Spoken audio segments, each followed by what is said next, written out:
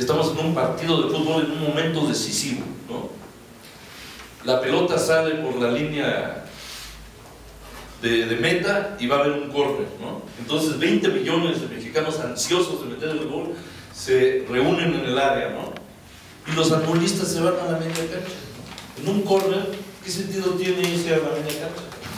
O sea, ¿qué van a hacer los que quieren anular el voto si se van a la media cancha donde no van a pitar? Simplemente van a favorecer cualquier voto anulado o cualquier voto no depositado. Es un voto por Peña Nieto, es un voto por la represión, es un voto por la guerra, es un voto a favor del crimen organizado, es un voto por la destrucción del país, ¿no? Entonces yo creo que en estos momentos, si uno se equivoca de buena fe, bueno, tiene de todos nos equivocamos, tenemos derecho, ¿no?